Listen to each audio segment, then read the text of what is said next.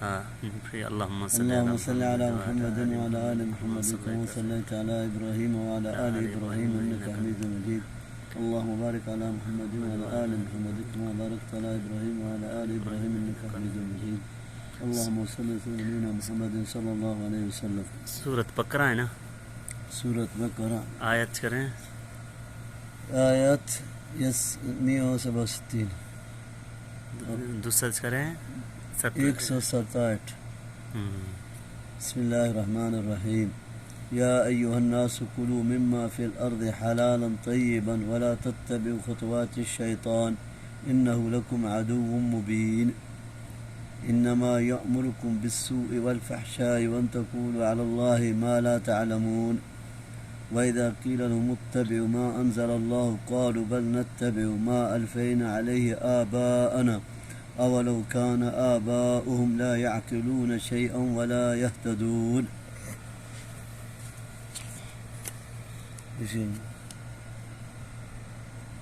وغیرہ میں پھنس جاتے ہیں تو وہاں انہیں اپنے معبود بھول جاتے ہیں اور وہاں صرف اللہ تعالیٰ ہی کو پکارتے ہیں. فَإِذَا رَكِبُوا فِي الْفُلْكِ دَعَوُا اللَّهَ مُخْلِصِينَ لَهُ الدِّينَ. فلک سمندر ہے نا؟ ہاں سورۃ عنکبوت آیت 65. وَإِذَا غَشِيَهُمْ مَوْجٌ كَالظُّلِّ دَعَوُا اللَّهَ مُخْلِصِينَ لَهُ الدِّينَ. موج کیسے چیئے سمندر اونچیاں دی. ہاں سمندر سے. سورۃ لقمان آیت 32. وَظَنُّوا أَنَّهُمْ أُحِيطَ بِهِمْ دَعَوُا اللَّهَ مُخْلِصِينَ لَهُ الدِّينَ. ان سب کا خلاصہ یہ ہے کہ مشرکین سخت مصیبت میں مدد کے لیے صرف ایک اللہ کو پکارتے ہیں. آخرت میں پیروں اور گدی نشینوں کے بے بسی اور بے وفائی پر مشرکین حسرت کریں گے، لیکن وہاں اس حسرت کا کوئی فائدہ نہیں ہوگا. کاش دنیا میں ہی وہ شرک سے توبہ کر لیں، یعنی شیطان کے پیچھے لگ کر اللہ کی حلال کردہ چیز کو حرام مت کرو، جس طرح مشرکین نے کیا کہ اپنے بتوں کے نام وقف کردہ جانوروں کو وہ حرام کر لیتے تھے، جس کی تفسیر سورۃ انعام میں آئے گی. حدیث میں آتا ہے نبی صلی اللہ علیہ وسلم نے فرمایا، اللہ تعالیٰ فرماتا ہے میں نے اپنے بندوں کو حنیف پیدا کیا، پس شیطانوں نے ان کو ان کے دین سے حنیف معنی چاہیے حنفی ہے. ہاں ابراہیم حنیف. ہاں نا مجھے حنیف پیدا کیا میں نے اپنے بندوں کو حنیف پیدا کیا، پس شیطانوں نے ان کو ان کے دین سے گمراہ کر دیا، اور جو چیزیں میں نے اس کے لیے حلال کی تھیں وہ اس نے ان پر حرام کر دیں. وَمَثَلُ الَّذِينَ كَفَرُوا كَمَثَلِ الَّذِي يَنْعِقُ بِمَا لَا يَسْمَعُ إِلَّا دُعَاءً وَنِدَاءً صُمٌّ بُكْمٌ عُمْيٌ فَهُمْ لَا يَعْقِلُونَ. يَا أَيُّهَا الَّذِينَ آمَنُوا كُلُوا مِنْ طَيِّبَاتِ مَا رَزَقْنَاكُمْ وَاشْكُرُوا لِلَّهِ إِن كُنتُمْ إِيَّاهُ تَعْبُدُونَ. إنما حرم عليكم الميتة والدم ولحم الخنزير وما أحل به لغير الله فمن اضطر غير باغ ولا عاد فلا إثم عليه إن الله غفور رحيم.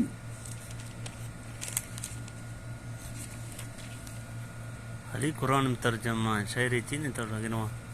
آج بھی اہل بدعت کو سمجھایا قرآن جائے. ترجمہ نہیں سمجھے نا ہم سیدھے بات ملاحظہ دسے اس کی مچی سیدھا شاعری جوڑتے گا یا چیئے یعنی سیدھا حدیث ہے یا تمام قرآن ترجمہ تو دس گا. آج بھی اہل بدعت کو سمجھایا جائے کہ ان بدعات کی دین میں کوئی اصل نہیں تو وہ یہی جواب دیتے ہیں کہ یہ رسمیں تو ہمارے آباء و اجداد سے چل آ رہی ہیں، حالانکہ آباء و اجداد بھی دینی بصیرت سے بہرا اور ہدایت سے محروم رہ سکتے ہیں. اس لیے دلائل شریعت کے مقابلے میں آباء پرستی یا آباء ائمہ و علماء کی اتباع غلط ہے. اللہ تعالیٰ مسلمانوں کو اس دلدل سے نکالیں. ان کافروں کی مثال جنہوں نے تقلید آباء میں اپنے عقل و فہم کو معطل کر رکھا ہے ان جانوروں کی طرح ہے جن کو چروا بلاتا اور پکارتا ہے۔ وہ جانور آواز تو سنتے ہیں لیکن یہ نہیں سمجھتے کہ انہیں کیوں بلایا اور پکارا جا رہا ہے۔ اسی طرح یہ مقلدین بھی بہرے ہیں کہ حق کی آواز نہیں سنتے، گنگے ہیں کہ حق ان کی زبان سے نہیں نکلتا، اندھے ہیں کہ حق کے دیکھنے سے عاجز ہیں، اور بے عقل ہیں کہ دعوت حق اور دعوت توحید و سنت کے سمجھنے سے قاصر ہیں۔ یہاں دعا سے قریب کی آواز ندا سے دور کی آواز مراد ہے۔ اس میں اہل ایمان کو ان تمام پاکیزہ چیزوں کے کھانے کا حکم ہے جو اللہ نے حلال کی ہیں، اور اس پر اللہ کا شکر ادا کرنے کی تاکید ہے۔ اس سے ایک تو یہ معلوم ہوا ہے کہ اللہ کی حلال کردہ چیزیں ہی پاک اور طیب ہیں، حرام کردہ اشیاء پاک نہیں، چاہے وہ نفس کو کتنی ہی مرغوب ہوں۔ جیسے اہل یورپ کو سور کا گوشت بڑا مرغوب ہے۔ دوسرا یہ کہ بتوں کے نام پر منسوب جانوروں اور اشیاء کو مشرکین اپنے اوپر جو حرام کر لیتے تھے، جس کی تفصیل سورۃ انعام میں ہے۔ مشرکین کا یہ عمل غلط ہے، اور اس طرح ایک حلال چیز حرام نہیں ہوتی۔ تم ان کی طرح ان کو حرام مت کرو۔ حرام صرف وہی ہیں جس کی تفصیل اس کے بعد والی آیت میں ہے۔ تیسرا یہ کہ اگر تم صرف ایک اللہ کی عبادت گزار ہو تو ادائے شکر کا اہتمام کرو۔ اس آیت میں 4 حرام کردہ چیزوں کا ذکر ہے، لیکن اس کلمہ حصر انما کے ساتھ بیان کیا گیا ہے، جس سے ذہن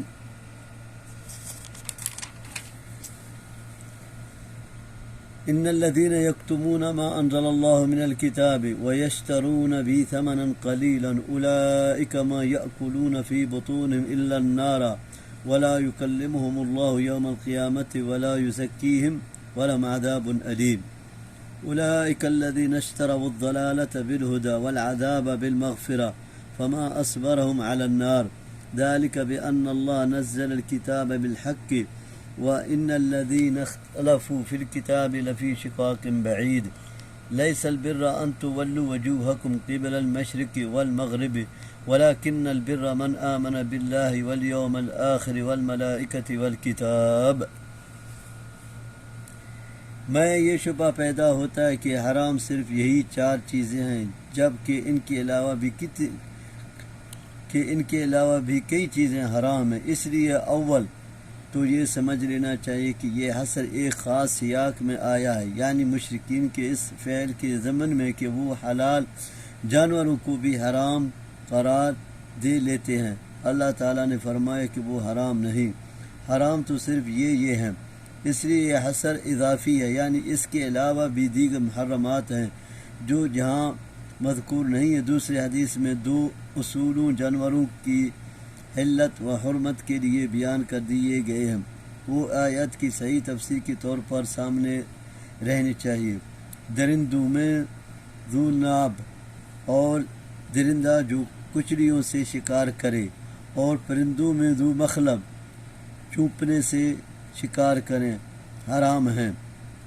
تیسرے جن جانوروں کی حرمت حدیث سے ثابت ہے، مثلا گدھا، کتا وغیرہ بھی حرام ہے، جس سے اس بات کی طرف اشارہ نکلتا ہے کہ حدیث بھی قرآن کریم کی طرح دین کا ماخذ اور دین میں حجت ہے، اور دین دونوں کے ماننے سے مکمل ہوتا ہے، نہ کہ حدیث کو نظر انداز کر کے صرف قرآن سے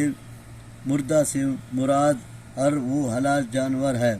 جو بغیر ذبح کیے طبعی طور پر یا کسی حادثے سے جس کی تفصیل المائدہ میں ہے مر گیا ہو، یا شرعی طریقے کے خلاف اسے ذبح کیا گیا ہو، مثلا گلا گھونٹ دیا جائے یا پتھر یا لکڑی وغیرہ سے مارا جائے، جس طرح آج کل مشین ذبح کا طریقہ ہے جس میں چھٹکے سے مارا جاتا ہے۔ البتہ حدیث میں 2 مراد جانوروں حلال قرار دیے گئے ہیں، ایک مچھلی دوسری ٹنڈی، وہ اس حکم میتہ سے مستثنی ہیں۔ خون سے مراد دم منسوخ ہے، یعنی ذبح کے وقت جو خون نکلتا اور بہتا ہے، گوشت کے ساتھ جو خون لگا رہ جاتا ہے وہ حلال ہے۔ یہاں بھی دو خونوں حدیث کی رو سے حلال ہیں، کلیجی اور تلی۔ خنزیر یعنی سور کا گوشت یہ بے غیرتی میں بدترین جانور ہے، اللہ نے اسے حرام قرار دیا ہے۔ وما اہلا وہ جانور یا کوئی اور چیز جسے غیر اللہ کے نام پر پکارا جائے، اس سے مراد وہ جانور ہیں جو غیر اللہ کے نام پر ذبح کیے جائیں، جیسے مشرکین عرب لات و عزا وغیرہ کے ناموں پر ذبح کرتے تھے، یا آگ کے نام پر جیسے مجوسی کرتے تھے۔ اور اس سے وہ جانور بھی آ جاتے ہیں جو جاہل مسلمان فوت شدہ بزرگوں کی عقیدت و محبت، ان کی خوشبندی و تقرب حاصل کرنے کے لیے یا ان سے ڈرتے اور امیدیں رکھتے ہوئے قبروں اور آستانوں پر ذبح کرتے ہیں، یا مجاورین کو بزرگوں کی نیاز کے نام پر دے آتے ہیں، جیسے بہت سے بزرگوں کی قبروں میں پر بورڈ لگے ہوئے ہیں، مثلا دادا صاحب کی نیاز کے لیے بکرے یہاں جمع کرائے جائیں۔ ان جانوروں کو چاہے ذبح کے وقت اللہ ہی کا نام لے کر ذبح کیا جائے، یہ حرام ہی ہوں گے، کیونکہ اس سے مقصود رضا الہی نہیں، رضا اہل قبور اور تعظیم لغیر اللہ، یا خوف یا رجا من غیر اللہ سے ما فوق الاسباب طریقے سے ڈرایا امید ہے، جو شرک ہے۔ اسی طریقے سے جانوروں کے علاوہ جو اشیاء بھی غیر اللہ کے نام پر نظر و نیاز اور چراوے کی ہوں گی، حرام ہوں گی، جیسے قبروں پر لے جا کر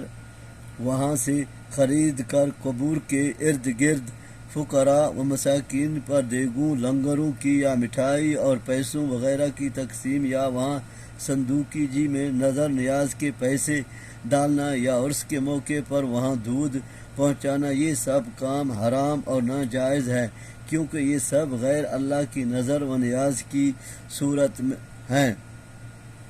اور نظر بھی نماز روزہ وغیرہ عبادت کی طرح ایک عبادت ہے، اور عبادت کی ہر قسم صرف ایک اللہ کے لیے مخصوص ہے۔ اس لیے حدیث میں ہے ملعون من ذبح لغیر اللہ، صحیح ہے،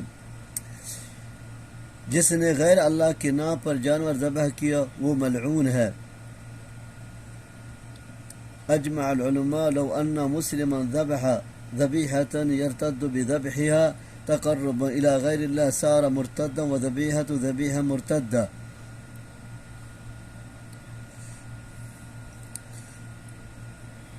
کہ اگر کسی مسلمان نے کوئی جانور غیر اللہ کا تقرب حاصل کرنے کی نیت سے ذبح کیا تو وہ مرتد ہو جائے گا، اور اس کا ذبیحہ ایک مرتد کا ذبیحہ ہوگا۔ یہ آیت قبلے کے ضمن میں ہی نازل ہوئی۔ ایک تو یہودی اپنے قبلے کو جو بیت المقدس کا مغربی حصہ ہے، اور نصارہ اپنے قبلے کو جو بیت المقدس کا مشرقی حصہ ہے بڑی اہمیت دے رہے تھے اور اس پر فخر کر رہے تھے۔ یہ آیت ہے شیعہ نصیحت۔ ہاں، دوسری طرف مسلمانوں کی تحویل قبلہ پر جو مکیوں کر رہے تھے، جس سے بعض مسلمان بھی بعض دفعہ کبیدہ خاطر ہو جاتے ہیں۔ اللہ تعالیٰ نے فرمایا مشرق یا مغرب کی طرف رخ کر لینا بذات خود کوئی نیکی نہیں ہے، بلکہ یہ تو صرف مرکزیت اور اجتماعیت کے حصول کا ایک طریقہ ہے۔ اصل نیکی تو ان عقائد پر ایمان رکھنا ہے جو اللہ نے بیان فرمایا، اور ان اعمال و اخلاق کو اپنانا ہے جس کی تاکید اس نے فرمایا ہے۔ پھر آگے ان عقائد و اعمال کا بیان ہے۔ اللہ پر ایمان یہ کہ پڑھائیں گے سے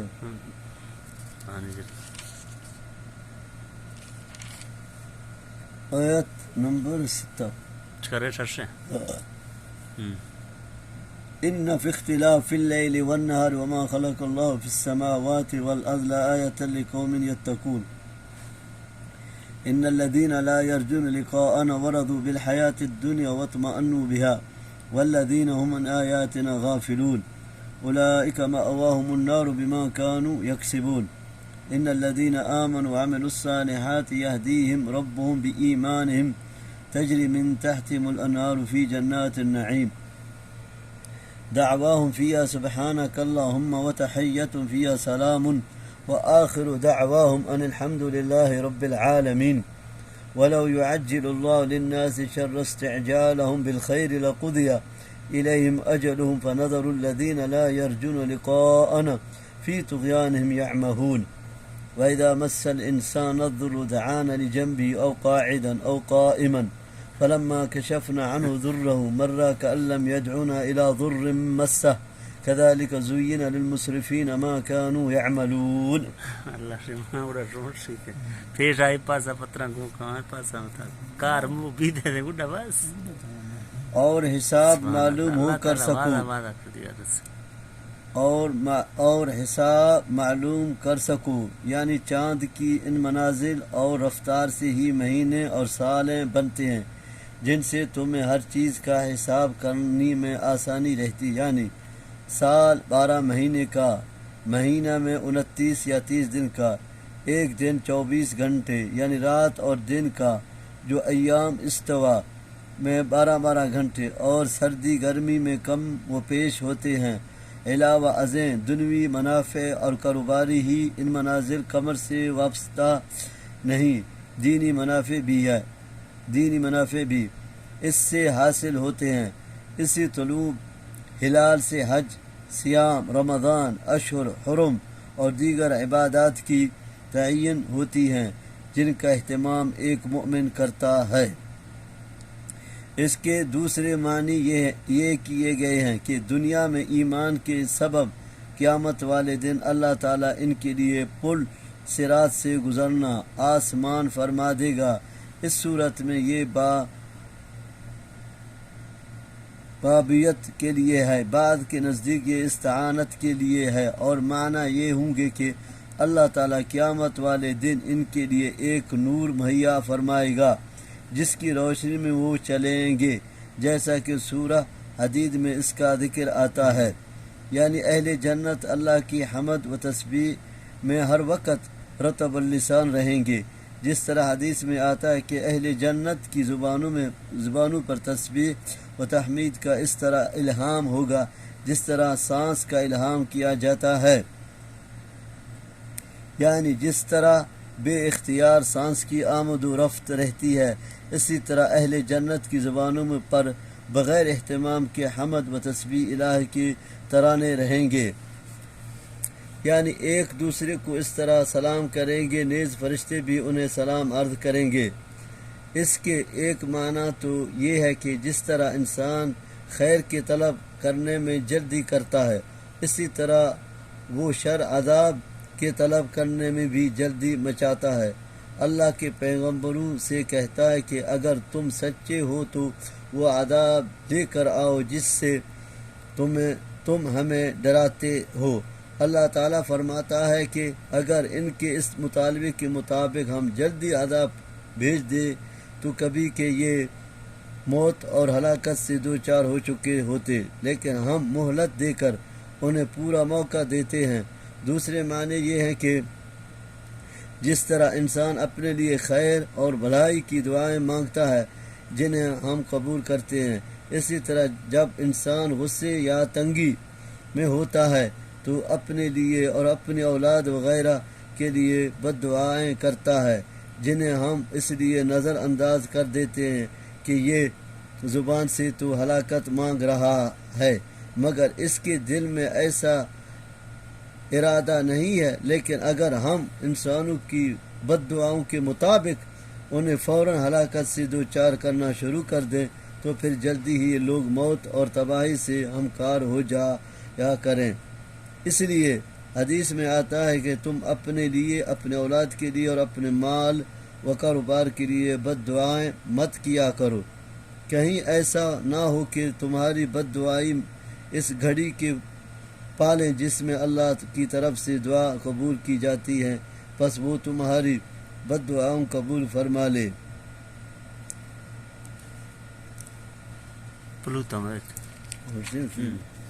اولاد مال سے کپلوتا نہ دے. وَلَقَدْ أَهْلَكْنَا الْقُرُونَ وَلَقَدْ أَهْلَكْنَا الْقُرُونَ مِنْ قَبْلِكُمْ لَمَّا ظَلَمُوا وَجَاءَتْهُمْ رُسُلُهُم بِالْبَيِّنَاتِ وَمَا كَانُوا لِيُؤْمِنُوا كَذَلِكَ نَجْزِي الْقَوْمَ الْمُجْرِمِينَ ثُمَّ جَعَلْنَاكُمْ خَلَائِفَ فِي الْأَرْضِ مِنْ بَعْدِهِمْ لِنَنْظُرَ كيف تعملون وإذا تتلى عليهم آياتنا بينات قال الذين لا يرجون لقاء نأتي بقرآن غير هذا أو بدل قل ما يكون لي أن أبدله من تلقاء نفسي إن أتبع إلا ما يوحى إلي إني أخاف إن عصيت ربي عذاب يوم عظيم قل لو شاء الله ما تلوته عليكم ولا أدراكم فقد لبثت فيكم عمرا من قبله أفلا تعقلون ومن أظلم من افترى على الله كذبا أو كذب بآياته إنه لا يفلح المجرمون. یہ انسان کی اس حالت کا تذکرہ ہے جو انسانوں کی اکثریت کا شیوا ہے، بلکہ بہت سے اللہ کے ماننے والے بھی اس کو تاہی کا عام ارتکاب کرتے ہیں کہ مصیبت کے وقت تو خوب اللہ اللہ ہو رہا ہے، دعائیں کی جا رہی ہیں، توبہ و استغفار کا اہتمام کیا جا رہا ہے، لیکن جب اللہ تعالی مصیبت کا وہ کڑا وقت نکال دیتا ہے تو پھر بارگاہ الہی میں دعا و تضرع سے بھی غافل ہو جاتے ہیں، اور اللہ نے ان کی دعائیں قبول کر کے انہیں جس ابتلا اور مصیبت سے نجات دی، اس پر اللہ کا شکر ادا کرنے کی بھی توفیق نصیب نہیں ہوتی۔ یہ تزین عمل بطور آزمائش اور مہلت اللہ تعالیٰ کی طرف سے بھی ہو سکتی ہے، وسوسوں کے ذریعے سے شیطان کی طرف سے بھی ہو سکتی ہے، اور انسان کے اس نفس کی طرف سے بھی ہو سکتی ہے جو انسان کو برائی پر آمدہ کرتا ہے۔ ان النفس لامارۃ بالسوء، سورۃ یوسف۔ تاہم اس کا شکار ہوتے ہی وہی لوگ ہیں جو حد سے گزر جانے والے ہیں۔ یہاں معنی یہ ہوئے کہ ان کے لیے دعا سے اعراض، شکر الہی سے غفلت اور شہوات و خواہشات کے ساتھ اشتغال کو مزین کر دیا گیا ہے۔ یہ کفار مکہ کو تنبیہ ہے کہ گزشتہ امتوں کی طرح تم بھی ہلاکت سے دوچار ہو سکتے ہو۔ خلائف خلیفہ کی جمع ہے، اس کے معنی ہے گزشتہ امتوں کا جانشیں یا ایک دوسرے کا جانشیں، یعنی جو اللہ تعالیٰ کی الوہیت وحدانیت پر دلالت کرتی ہے۔ مطلب یہ ہے کہ یا تو اس قرآن مجید کی جگہ قرآن ہی دوسرا علائیں یا پھر اس میں ہمارے حسب خواہش تبدیل کر دیں، یعنی مجھ سے دونوں باتیں ممکن نہیں، میرے اختیار میں ہی نہیں۔ یہ اس کی مزید تاکید ہے، میں تو صرف اسی بات کا پیر ہوں جو اللہ کی طرف سے مجھ پر نازل ہوتی ہے۔ اس میں قرآن بدل کا نا ہدایت قرآن بدل کا یہ اس کی مزید تاکید ہے، میں تو صرف اسی بات کا پیر ہوں جو اللہ کی طرف سے مجھ پر نازل ہوتی ہے، اس میں کسی کی پیشی کا میں ارتکاب کروں گا تو یوم عظیم کے عذاب سے میں محفوظ نہیں رہ سکتا۔ یعنی سارا معاملہ اللہ کی مشیت پر موقوف ہے، وہ چاہتا تو میں نہ تمہیں پڑھ کر سناتا، نہ تمہیں اس کی کوئی اطلاع ہی ہوتی ہے۔ بعد نے ادراکم بھی کے معنی کی ہیں اور علمکم بھی علی لسان کے، وہ تم کو میری زبان اس قرآن کی بابت کچھ نہ بتلاتا، اور تم بھی جانتے ہو کہ دعوی نبوت سے قبل 40 سال میں نے تمہارے اندر گزارے ہیں، کیا میں نے کسی استاد سے کچھ سیکھا ہے؟ اسی طرح تم میری امانت و صداقت کے بھی قائل رہے ہو، کیا اب یہ ممکن ہے کہ میں اللہ پر افترا باندھنا شروع کر دوں؟ مطلب ان دونوں باتوں کا یہ ہے کہ یہ قرآن اللہ ہی کا نازل کردہ ہے، نہ میں نے کسی سے سن یا سیکھ کر اسے بیان کیا ہے، اور نہ یوں ہی جھوٹ موٹ اسے اللہ کی طرف منسوب کر دیا ہے، یعنی اللہ کی عبادت سے تجاوز کر کے، نہ کہ بلکہ اللہ کی عبادت ترک کر کے، کیونکہ مشرکین اللہ کی عبادت کرتے تھے اور غیر اللہ کی بھی۔ یہ آیت صحیح ہے نا؟ مرشد ہمیں کچھ چیزیں صحیح آیت من پڑھتا میں چیختا ہوں شیمانہ ترسن 40 سال سے پجے ہمشتے رسالات من پتہ ہے ويعبدون من دون الله ما لا يضرهم ولا ينفعهم ويقولون هؤلاء شفعاؤنا عند الله قل أتنبئون الله بما لا يعلم في السماوات ولا في الأرض سبحانه وتعالى عما يشركون وما كان الناس إلا أمة واحدة فاختلفوا ولولا كلمة سبقت من ربك لقضي بينهم فيما فيه يختلفون ويقولون لولا أنزل عليه آيات من ربه فقل إنما الغيب لله فانتظروا إني معكم من المنتظرين وإذا أذقنا الناس رحمة من بعد ضراء مستهم إذا لهم مكر في آياتنا قل الله أسرع مكرا إن رسلنا يكتبون ما تمكرون هو الذي يسيركم في البر والبحر حتى إذا كنتم في الفلك وجرينا بهم بريح طيبة وفرحوا بها جاءت ريح عاصف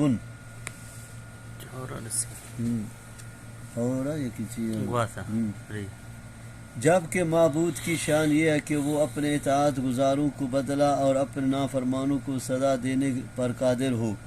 یعنی اس کی سفارت سے اللہ ہماری ضرورتیں پوری کر دیتا ہے،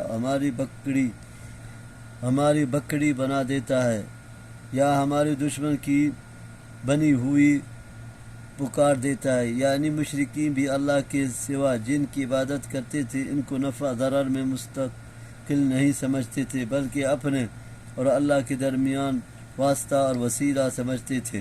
یعنی اللہ کو تو اس بات کا علم نہیں کہ اس کا کوئی شریک بھی ہے یا اس کی بارگاہ میں سفارشی بھی ہوں گے، گویا یہ مشرکین اللہ کو خبر دیتے ہیں کہ تجھے کو خبر نہیں، لیکن ہم تجھے بتلاتے ہیں کہ تیرے شریک بھی ہیں اور سفارشی بھی ہیں جو اپنے عقیدت مندوں کی سفارش کریں گے۔ اللہ تعالیٰ نے فرمایا کہ مشرکین کی یہ باتیں بے اصل ہیں۔ اللہ سیدھے مرشد وَيَقُولُونَ هَؤُلَاءِ شُفَعَاؤُنَا عِندَ اللَّهِ۔ اللہ تعالیٰ نے فرمایا کہ مشرکین کی یہ باتیں بے اصل ہیں، اللہ تعالیٰ ان تمام باتوں سے پاک اور برتر ہے، یعنی یہ شرک لوگوں کی اپنی ایجاد ہے، ورنہ پہلے پھل اس کا کوئی وجود نہیں تھا، تمام لوگ ایک ہی دین اور ایک ہی طریقے پر تھے، اور وہ اسلام ہے جس میں توحید کو بنیادی حیثیت حاصل ہے۔ حضرت نوح علیہ السلام تک لوگ اسی توحید پر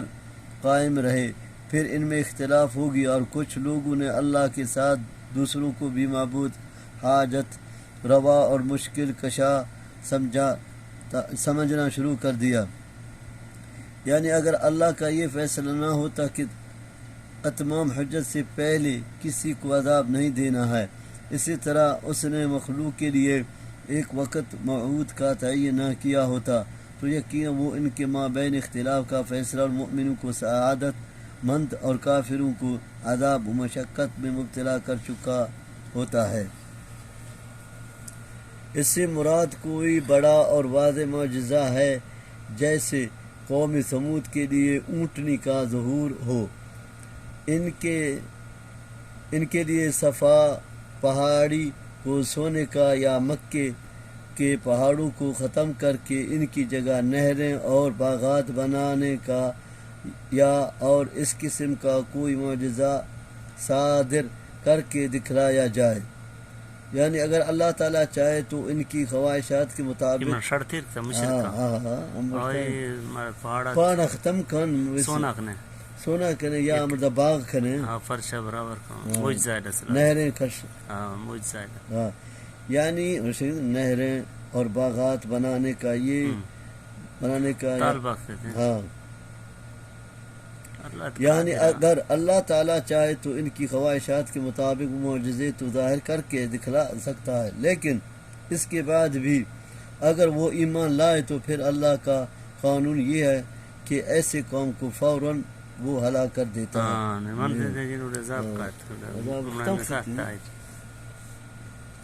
کر دیتے۔ اس لیے اس بات کا علم صرف اسی کو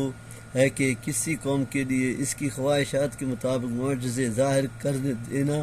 اس کے حق میں بہتر ہے یا نہیں، اور اسی طرح اس بات کا علم بھی صرف اسی کو ہے کہ ان کے مطلوبہ معجزے اگر ان کو نہ دکھائے گئے تو انہیں کتنی مہلت دی جائے گی۔ اس لیے آگے فرمایا تم بھی انتظار کرو، میں بھی تمہارے ساتھ انتظار کرنے والوں میں سے ہوں۔ مصیبت کے بعد نعمت کا مطلب ہے تنگی کے قحط سالی اور آلام و مصائب کے بعد رزق کی فراوانی، اسباب معیشت کی ارزانی وغیرہ۔ اس کا مطلب ہے کہ وہ ہماری ان نعمتوں کی قدر اور ان پر اللہ کا شکر ادا نہیں کرتے بلکہ کفر و شرک کا ارتکاب کرتے ہیں، یعنی یہ ان کی وہ بری تدبیر ہے جو وہ اللہ کی نعمتوں کے مقابلے میں اختیار کرتے ہیں،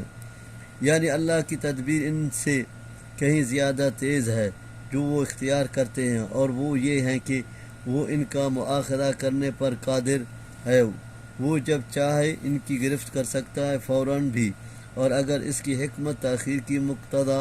ہو تو بعد میں بھی، مگر عربی زبان میں خفیہ تدابیر اور حکمت عملی کو کہتے ہیں جو اچھی بھی ہو سکتی ہے اور بری بھی۔ یہاں اللہ کی عقوبت اور گرفت کو مکر سے تعبیر کیا گیا ہے۔ یسیرکم، وہ تمہیں چلاتا یا چلنے پھرنے اور سیر کرنے کی توفیق دیتا ہے خشکی میں، یعنی اس سے اس نے تمہیں قدم عطا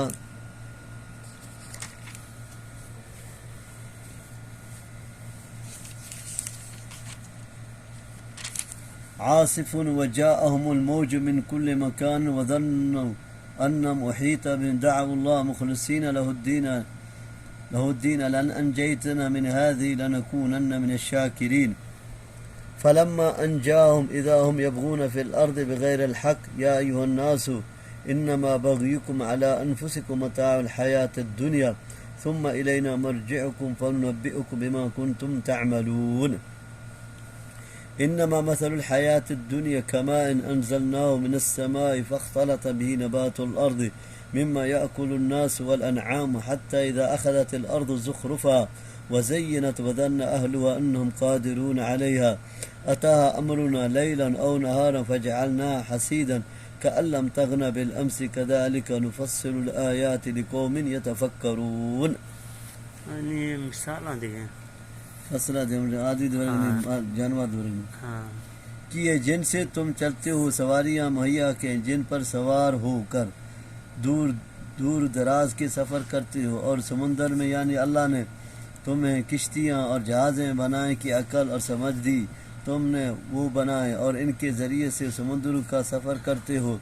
وہی طبی کا مطلب ہے جس طرح دشمن کسی قوم پر یا شہر کا احاطہ یعنی محاصرہ کر لیتا ہے اور پھر وہ دشمن کے رحم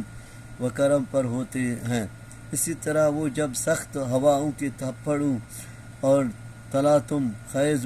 موجوں میں گھر جاتے ہیں اور موت ان کو سامنے نظر آتی ہے، یعنی پھر وہ دعائیں میں غیر اللہ کی ملاوٹ نہیں کرتے جس طرح یا اللہ بچا یا اللہ بچا، یعنی پھر وہ دعائیں میں غیر اللہ کی ملاوٹ نہیں کرتے جس طرح عام حالات میں کرتے ہیں۔ عام حالات میں تو وہ کہتے ہیں کہ یہ بزرگ بھی اللہ کے بندے ہیں، انہیں بھی اللہ نے اختیارات سے نواز رکھا ہے اور انہیں کے ذریعے سے ہم اللہ کا قرب تلاش کرتے ہیں، لیکن جب اس طرح شدائد میں گھر جاتے ہیں تو یہ سارے شیطانی فلسفے بھول جاتے ہیں اور صرف اللہ یاد رہ جاتا ہے اور پھر صرف اسی کو پکارتے ہیں۔ اس سے ایک بات تو یہ معلوم ہوئی کہ انسان کی فطرت میں اللہ واحد کی طرف رجوع کا جذبہ ودیعت کیا گیا ہے۔ انسان ماحول سے متاثر ہو کر اس جذبے یا فطرت کو دبا دیتا ہے، لیکن مصیبت میں یہ جذبہ ابھر آتا ہے اور یہ فطرت عود کر آتی ہے، جس سے معلوم ہوا کہ توحید فطرت انسانی کی آواز اور اصل چیز ہے جس سے انسان کو انحراف نہیں کرنا چاہیے، کیونکہ اس انحراف فطرت سے انحراف ہے جو سراسر گمراہی ہے۔ دوسری بات یہ معلوم ہوئی ہے کہ مشرکین جب اس طرح مصائب میں گھر جاتے تو وہ اپنے خود ساختہ معبودوں کے بجائے صرف ایک اللہ کو پکارتے تھے۔ چنانچہ حضرت اکرمہ بن ابی جہل رضی اللہ کے بارے میں آتا ہے کہ جب مکہ فتح ہو گیا تو یہ وہاں سے فرار ہو گئے، باہر کسی جگہ جانے کے لیے کشتی میں سوار ہوئے تو کشتی طوفانی ہواؤں کی زد میں آ گئی، جس پر ملاح نے کشتی میں سوار لوگوں سے کہا کہ آج اللہ واحد سے دعا کرو، تمہیں اس طوفان سے اس کے سوا کوئی نجات دینے والا نہیں ہے۔ حضرت اکرمہ رضی اللہ کہتے ہیں میں نے سوچا اگر سمندر میں نجات دینے والا صرف ایک اللہ ہے تو خشکی میں بھی یقیناً نجات دینے والا وہی ہے، اور یہی بات محمد صلی اللہ علیہ وسلم کہتے ہیں۔ چنانچہ انہوں نے فیصلہ کر لیا اگر یہاں سے میں زندہ بچ کر نکل گیا تو مکہ واپس جا کر اسلام قبول کر لوں گا۔ چنانچہ یہ نبی صلی اللہ علیہ وسلم کی خدمت میں حاضر ہوئے اور مسلمان ہو گئے رضی اللہ عنہ نے۔ لیکن افسوس امت محمدیہ کے عوام اس طرح شرک میں پھنسے ہوئے ہیں کہ شدائد و آلام میں بھی وہ اللہ کی طرف رجوع کرنے کے بجائے فوت شدہ بزرگوں کو ہی مشکل کشا سمجھتے اور انہی کو مدد کے لیے پکارتے ہیں۔ فَإِنَّ لِلَّهِ وَإِنَّا إِلَيْهِ رَاجِعُونَ فَلَبَّيْكَ عَلَى الْإِسْلَامِ مَنْ كَانَ بَاكِيًا۔ یہ انسان کی اس ناشکری کی عادت کا ذکر ہے جس کا تذکرہ ابھی آیت 12 میں بھی گزرا، اور قرآن میں اور بھی متعدد مقامات پر اللہ نے اس کا ذکر فرمایا ہے۔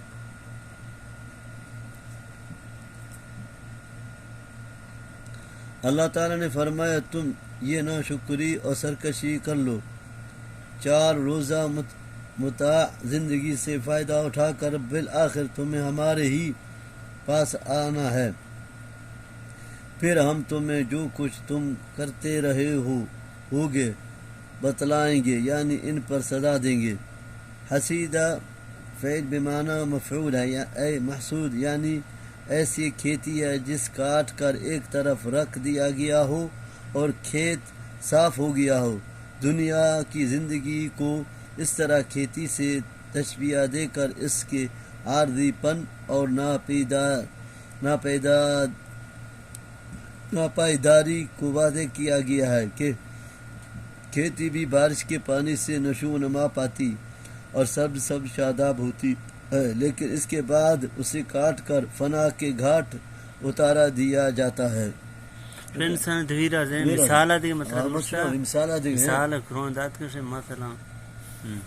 والله يدعو إلى دار السلام ويهدي من يشاء إلى صراط مستقيم للذين أحسنوا الحسنى وزيادة ولا يرهق وجه قطر ولا ذلة أولئك أصحاب الجنة هم فيها خالدون والذين كسبوا السيئات جزاء سيئة مثلها وترهقهم ذلة ما لهم من الله من عاصم كأنما غشيت وجوه قطعا من الليل مظلما أولئك أصحاب النار هم فيها خالدون ويوم نحشرهم جميعا ثم نقول للذين أشركوا مكانكم أنتم وشركاؤكم فزيلنا بينهم وقال شركاؤهم ما قلتم إيانا تعبدون فكفى بالله شهيدا بيننا وبينكم إن كنا عن عبادتكم لغافلون هنالك تبلو كل نفس ما أسلفت وردوا إلى الله مولاهم الحق وضل عنهم ما كانوا يفترون۔ اس سے زیادہ کے کئی مفہوم بیان کیے گئے ہیں، لیکن حدیث میں اس کی تفسیر دیدار باری تعالیٰ سے کی گئی ہے، جس سے اہل جنت کو جنت اور جنت کی نعمتیں دینے کے بعد مشرف کیا جائے گا۔ گزشتہ آیات میں اہل جنت کا تذکرہ تھا،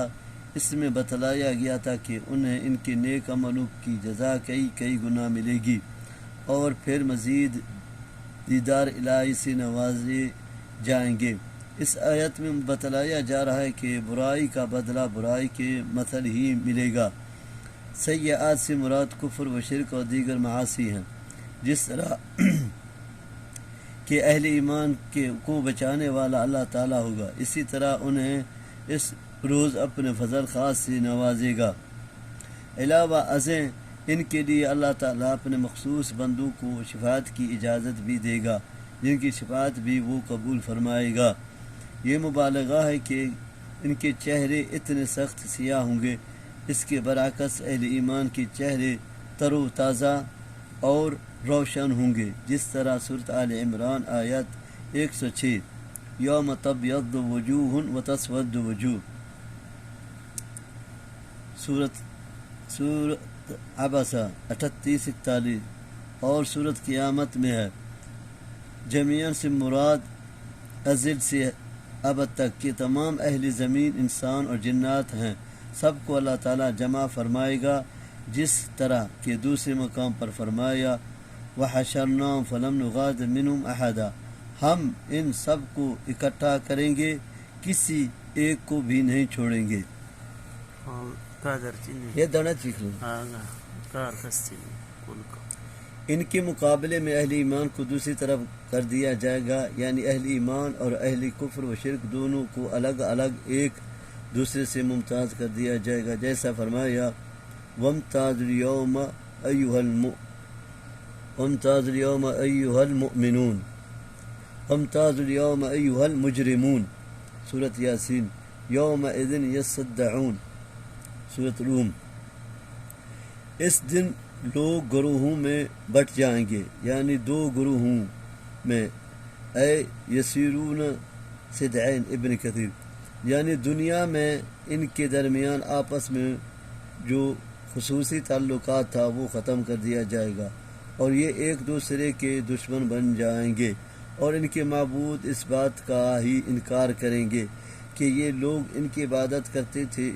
ان کو مدد کے لیے پکارتے تھے، ان کے نام کی نظر و نیاز دیتے تھے۔ یہ انکار کی وجہ ہے کہ ہمیں تو کچھ پتہ ہی نہیں، تم کیا کچھ کرتے تھے، اور ہم جھوٹ بول رہے ہوں، تو تمہارے درمیان اللہ تعالیٰ گواہ ہے اور وہ کافی ہے۔ اس کی گواہی کے بعد کسی اور ثبوت کی کوئی ضرورت ہی نہیں رہ جاتی۔ یہ آیت اس بات پر نص صریح ہے کہ مشرکین جن کو مدد کے لیے پکارتے تھے وہ محض پتھر کی مورتیاں نہیں تھیں، جس طرح کہ آج کل کے قبر پرست اپنی قبر پرستیوں کو جائز ثابت کرنے کے لیے کہتے ہیں کہ اس قسم کی آیات تو بتوں کے لیے ہیں، بلکہ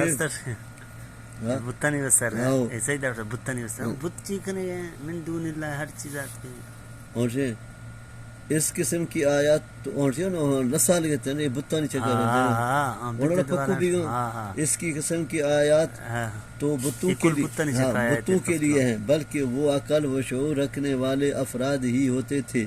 جن کے مرنے کے بعد لوگ ان کے مجسمے اور بتیں بنا کر پوجنے شروع کر دیتے تھے، جس طرح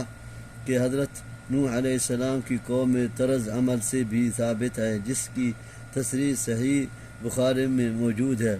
دوسرا یہ بھی معلوم ہوا کہ مرنے کے بعد انسان کتنا بھی نیک ہو، حتیٰ کہ نبی اور رسول ہو،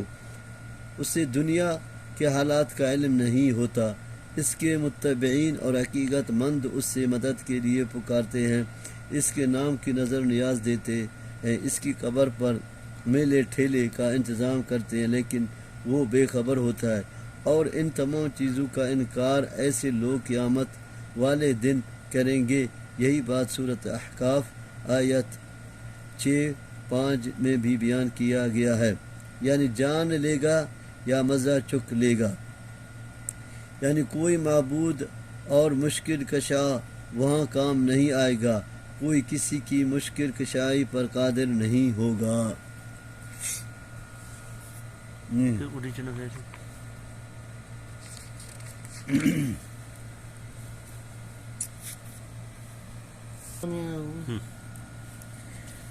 قل من يرزقكم من السماء والأرض أم من يملك السمع والبصر ومن يخرج الحي من الميت ويخرج الميت من الحي ومن يدبر الأمر فسيقولون الله فقل أفلا تتقون فذلكم الله ربكم الحق فماذا بعد الحق إلا الضلال فأنا تصرفون كذلك حقت كلمة ربك على الذين فسقوا أنهم لا يؤمنون قل هل من شركائكم من يبدأ الخلق ثم يعيده قل الله يبدأ الخلق ثم يعيده فأنا تؤفكون۔ اس آیت سے بھی واضح ہے کہ مشرکین اللہ تعالیٰ کی مالکیت، خالقیت، ربوبیت اور اس کے مدبر الامور ہونے کو تسلیم کرتے تھے، لیکن اس کے باوجود چونکہ وہ اس کی الوہیت میں دوسروں کو شریک ٹھہراتے تھے، اس لیے اللہ تعالیٰ نے انہیں جہنم کا ایندھن قرار دیا۔ آج کل کے مدعیان ایمان بھی اسی توحید الوہیت کے منکر ہیں۔ فتشابہت قلوبہم ہداہم اللہ تعالی، یعنی رب اور الہ معبود تو یہی ہے جس کے بارے میں تمہیں خود اعتراف ہے کہ ہر چیز کا خالق و مالک اور مدبر وہی ہے، پھر اس معبود کو چھوڑ کر جو تم دوسرے معبود بنائے پھرتے ہو وہ گمراہی کے سوا کچھ نہیں۔ تمہاری سمجھ میں یہ بات کیوں نہیں آتی؟ تم کہاں پھرے جاتے ہو؟ یعنی جس طرح یہ مشرکین تمام تر اعتراف کے باوجود اپنے شرک پر قائم ہیں اور اسے چھوڑنے کے لیے تیار نہیں، اسی طرح تیرے رب کی یہ بات ثابت ہو گئی ہے کہ یہ ایمان لانے والے نہیں ہیں، کیونکہ یہ غلط راستہ چھوڑ کر صحیح راستہ اختیار کرنے کے لیے تیار ہی نہیں ہیں، تو ہدایت اور ایمان انہیں کس طرح نصیب ہو سکتا ہے؟ یہ وہی بات ہے جسے دوسرے مقام پر اس طرح بیان فرمایا گیا ہے، وَلَكِنْ حَقَّتْ كَلِمَةُ الْعَذَابِ عَلَى الْكَافِرِينَ، لیکن عذاب کی بات کافروں پر ثابت ہو گئی۔ حق والا اگر وہاں سے عذاب ہے ہاں بس قل من یکلؤکم قل هل من شرکائکم من یهدی الى الحق قل اللہ یهدی للحق افمن یهدی الى الحق احق ان يتبع ام من لا یهدی الا ان يهدى فما لكم كيف تحكمون وما يتبع اكثرهم الا ظن ان الظن لا يغني من الحق شيئا ان اللہ علیم بما یفعلون۔ مشرکین کے شرک کے کھوکھلے پن کو واضح کرنے کے لیے ان سے پوچھا جا رہا ہے کہ بتلاؤ جنہیں تم اللہ کا شریک کر جانتے ہو، کیا انہوں نے اس کائنات کو پہلی مرتبہ پیدا کیا ہے یا دوبارہ اسے پیدا کرنے پر قادر ہیں؟ نہیں، یقیناً نہیں، پہلی مرتبہ بھی پیدا کرنے والا اللہ ہی ہے، اور روز قیامت دوبارہ وہی سب کو زندہ کرے گا، تو پھر تم ہدایت کا راستہ چھوڑ کر کہاں پھر جا رہے ہو؟ یعنی بھٹکے ہوئے مسافرین راہ کو راستہ بتانے والا اور دلوں کو گمراہی سے ہدایت کی طرف پھرنے والا بھی اللہ تعالیٰ ہی ہے، ان کے شرکاء میں سے کوئی ایسا نہیں جو یہ کام کر سکے۔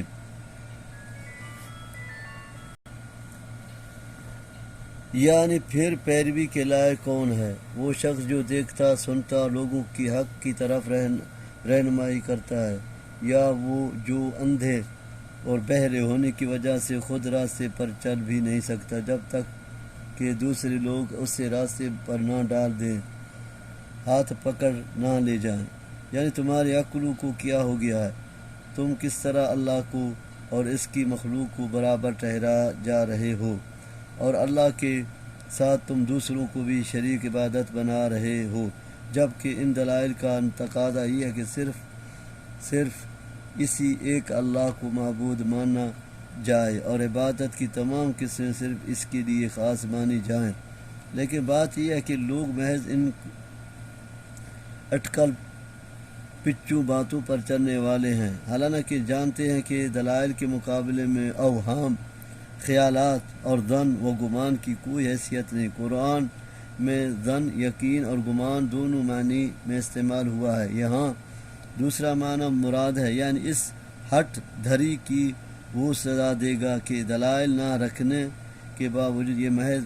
اوہام باطلہ اور ظنون فاسدہ کے پیچھے لگے رہے اور عقل و فہم سے ذرا کام نہ لیا۔ سورۃ یونس 62۔ الا ان اولیاء اللہ لا خوف علیہم ولا هم يحزنون الذين آمنوا وكانوا يتقون لهم البشرى في الحياة الدنيا وفي الآخرة لا تبديل لكلمات الله ذلك هو الفوز العظيم ولا يحزنك قولهم ان العزة لله جميعا هو السميع العليم۔ الا ان ألا إن لله من في السماوات ومن في الأرض وما يتبع الذين يدعون من دون الله شركاء إن يتبعون إلا الظن وإنهم إلا يخرسون هو الذي جعل لكم الليل لتسكنوا فيه والنهار مبصرا إن بذلك لآية لقوم يسمعون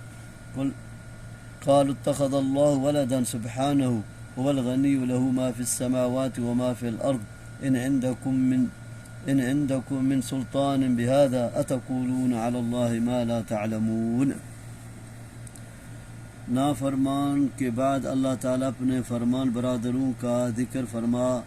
رہا ہے اور وہ ہیں اولیاء اللہ. اولیاء ولی کی جمع ہے جس کے معنی لغت میں قریب کے ہیں. اس اعتبار سے اولیاء اللہ کے معنی ہوں گے وہ سچے اور مخلص مومن جنہوں نے اللہ کی اطاعت اور معاصی سے اجتناب کر کے اللہ کا قرب حاصل کر لیا. اس لیے اگلی آیات میں خود اللہ تعالیٰ نے بھی ان کی تعریف ان الفاظ سے بیان فرمایا جو ایمان لائے اور جنہوں نے تقوی اختیار کیا، اور ایمان و تقوی ہی اللہ کے قرب کی بنیاد اور اہم ترین ذریعہ ہے. اس لحاظ سے ہر متقی مومن اللہ کا ولی ہے. لوگ ولایت کے لیے اظہار کرامت کو ضروری سمجھتے ہیں اور پھر وہ اپنے بنائے ہوئے ولیوں کے لیے جھوٹی سچی کرامتیں مشہور کرتے ہیں. یہ خیال بالکل غلط ہے. کرامت کا ولایت سے چوڑی دامن کا ساتھ ہے نہ اس کے لیے شرط. یہ ایک الگ چیز ہے کہ اگر کسی سے کرامت ظاہر ہو جائے تو اللہ کی مشیت ہے،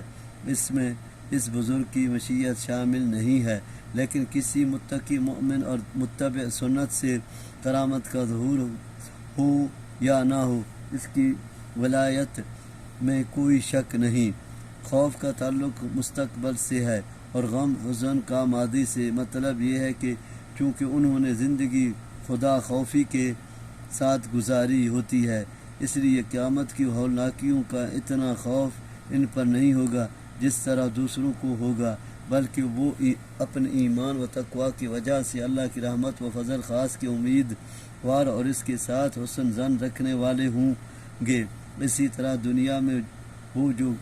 کچھ چھوڑ گئے ہوں گے یا دنیا کی لذت انہیں حاصل نہ ہو سکی ہوگی، ان پر انہیں کوئی حزن و ملل نہیں ہوگا. ایک دوسرا مطلب یہ بھی ہے کہ دنیا میں جو مطلوبہ چیزیں انہیں نہ ملے اس پر وہ غم حزن کا مظاہرہ نہیں کرتے، کیونکہ وہ جانتے ہیں کہ یہ سب اللہ کی قضا و تقدیر ہے جس سے ان کے دلوں میں کوئی رد و رت پیدا نہیں ہوتی، بلکہ ان کے دل قضاء الہی پر مسرور و مطمئن رہتے ہیں. دنیا میں خوشخبری سے مراد رؤیا صادقہ ہیں یا وہ خوشی خبری ہے جو موت کے وقت فرشتے ان کے مومن کو دیتے ہیں، جیسا کہ قرآن و حدیث سے ثابت ہے.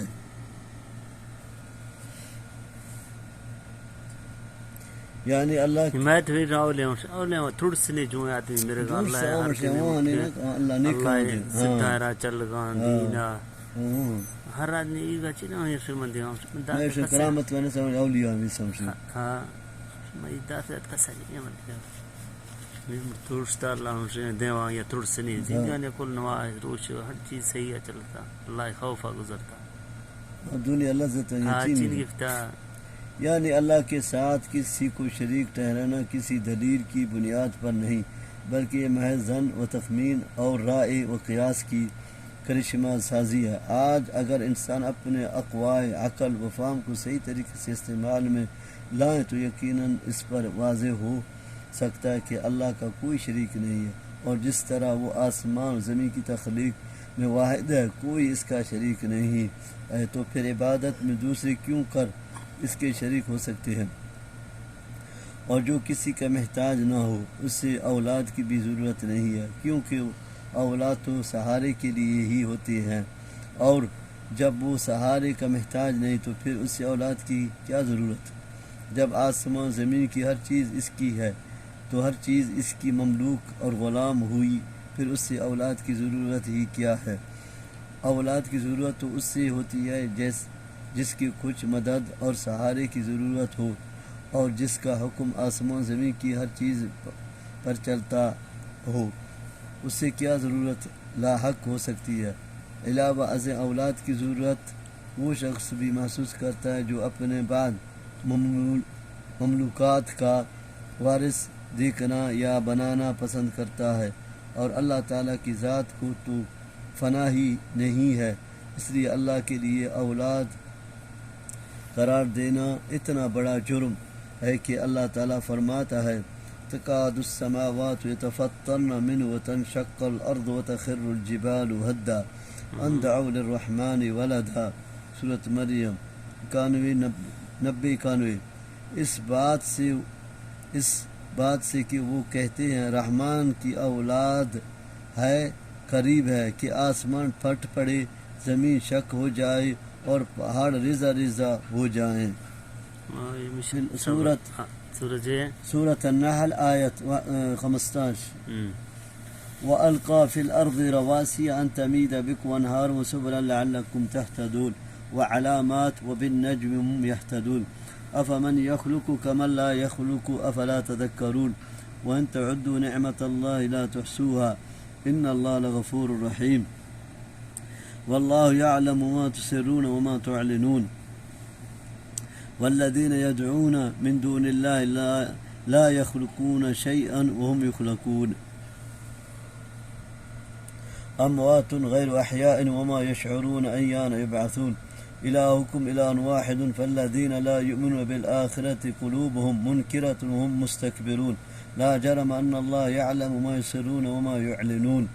إنه لا يحب المستكبرين وإذا قيل لهم ماذا أنزل ربكم قالوا أساطير الأولين۔ ایک یہ کہ تم اس سے مچھلی کی شکل میں تازہ گوشت کھاتے ہو اور مچھلی مردہ بھی ہو تب بھی حلال ہے، علاوہ ازیں حالت احرام میں بھی اس کا شکار کرنا حلال ہے۔ دوسرے اس سے تم موتی، سیپیاں اور جواہر نکالتے ہو جن سے تم زیور بناتے ہو۔ تیسرے اس میں تم کشتیاں اور جہاز چلاتے ہو جن کے ذریعے سے تم ایک ملک سے دوسرے ملک میں جاتے ہو، تجارتی سامان بھی لے جاتے ہو، جس سے تمہیں اللہ کا فضل حاصل ہوتا ہے جس پر تمہیں اللہ کا شکر گزار ہونا چاہیے۔ یہ پہاڑوں کا فائدہ بیان کیا جا رہا ہے اور اللہ کا ایک احسان عظیم بھی، کیونکہ اگر زمین ہلتی رہتی تو اس میں سکونت ممکن ہی نہ رہتی۔ اس کا اندازہ ان زلزلوں سے کیا جا سکتا ہے جو چند سیکنڈوں اور لمحوں کے لیے آتے ہیں، لیکن کس طرح وہ بڑی بڑی مضبوط عمارتوں کو پوند زمین اور شہروں کو کھنڈروں میں تبدیل کر دیتے ہیں۔ نہروں کا سلسلہ بھی عجیب ہے، کہاں سے وہ شروع ہوتی ہیں اور کہاں کہاں دائیں بائیں، شمال جنوب، مشرق و مغرب ہر چھت کو سیراب کرتی ہیں۔ اسی طرح راستے بنائے جن کے ذریعے سے تم منزل مقصود پر پہنچتے ہو۔ ان تمام نعمتوں سے توحید کی اہمیت کو بجا کر فرمایا کہ اللہ تو ان تمام چیزوں کا خالق ہے، لیکن اس کو چھوڑ کر جن کی تم عبادت کرتے ہو انہوں نے بھی کچھ پیدا کیا ہے نہیں، بلکہ وہ تو خود اللہ کی مخلوق ہیں۔ پھر بھلا خالق اور مخلوق کس طرح برابر ہو سکتے ہیں جبکہ تم نے انہیں معبود بنا کر اللہ کا برابر ٹھہرا رکھا ہے؟ کیا تم ذرا نہیں سوچتے؟ اور اس کے مطابق وہ قیامت والے دن جزا اور سزا دے گا، نیک کو نیکی کی جزا اور بد کو اس کی بدی کی سزا۔ اس میں ایک چیز کا اضافہ ہے، یعنی صفت کمال خالقیت کی نفی کے ساتھ نقصان یعنی کمی عدم خالقیت کا اس بات۔ مردہ سے مراد وہ جماد پتھر بھی ہیں جو بے جان اور بے شعور ہیں، اور فوت شدہ صالحین بھی ہیں، کیونکہ مرنے کے بعد اٹھایا جانا جس کا انہیں مشعور نہیں، اور وہ تو جماد کے بجائے صالحین ہی پر صادق آ سکتا ہے۔ ان کو صرف مردہ ہی نہیں کہا بلکہ مزید وضاحت فرما دی کہ وہ زندہ نہیں ہیں۔ اس سے قبر پرستوں کا بھی واضح رد ہو جاتا ہے جو کہتے ہیں کہ قبروں میں مدفون مردہ نہیں زندہ ہیں اور ہم زندوں کو ہی پکارتے ہیں۔ اللہ تعالیٰ کے اس ارشاد سے معلوم ہوا کہ موت وارد ہونے کے بعد دنیوی زندگی کسی کو نصیب نہیں ہو سکتی، نہ دنیا سے ان کا کوئی تعلق ہی باقی رہتا ہے، پھر ان سے نفع کی اور ثواب و جزا کی توقع کیسے کی جا سکتی ہے؟ یعنی ایک الہ کا معنی منکرین اور مشرکین کے لیے بہت مشکل ہے۔ وہ کہتے ہیں اجعل الالہ الہا واحدا ان هذا لشیء عجاب۔ اس نے تمام معبود کو ایک صورت نام ہے سورج ہی ہے سعد نام، اس نے تمام معبود کو ایک ہی معبود کر دیا ہے، یہ تو بڑی ہی عجیب بات ہے۔ دوسرے مقام پر فرمایا وَإِذَا ذُكِرَ اللَّهُ وَحْدَهُ اشْمَأَزَّتْ قُلُوبُ الَّذِينَ لَا يُؤْمِنُونَ بِالْآخِرَةِ وَإِذَا ذُكِرَ الَّذِينَ مِن دُونِهِ إِذَا هُمْ يَسْتَبْشِرُونَ۔ سورۃ زمر۔ جب ایک اللہ کا ذکر کیا جاتا ہے تو منکر آخرت کے دل تنگ ہو جاتے ہیں، اور جب اللہ کے سوا دوسرے معبود کا ذکر کیا جاتا ہے تو خوش ہوتے ہیں۔ جو اللہ ذکر کرنا تنگ ہو تی بزرگ تھی خوش میں جو معجزہ کرتے ہیں جندی اکثر شیطانی اللہ ہدایت۔ استکبار کا مطلب ہوتا ہے اپنے آپ کو بڑا سمجھتے ہوئے صحیح اور حق بات کا انکار کر دینا اور دوسروں کو حقیر و کمتر سمجھنا۔ کبر کی یہی تعریف حدیث میں بیان کی گئی۔ یہ کبر و غرور اللہ کو سخت ناپسند ہے۔ حدیث میں ہے کہ وہ شخص جنت میں نہیں جائے گا جس کے دل میں ایک ذرے کے برابر بھی کبر ہوگا۔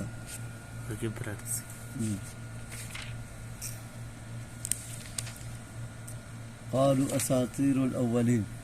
ليحملوا اوزارهم كاملة يوم القيامة ومن اوزار الذين يذلون بغير علم الا ساء ما يزرون قد مكر الذين من قبلهم فأتى الله بنيانهم من القواعد فخر عليهم السقف من فوقهم وأتاهم العذاب من حيث لا يشعرون ثم يوم القيامة يخزيهم ويقول أين شركائي الذين كنتم تشاكون فيهم قال الذين أوتوا العلم إن الخزي اليوم والسوء على الكافرين الذين تتوفاهم الملائكة ظالمي أنفسهم فألقوا السلم ما كنا نعمل من سوء بلى إن الله عليم بما كنتم تعملون فادخلوا أبواب جهنم خالدين فيها فلبئس مثوى المتكبرين۔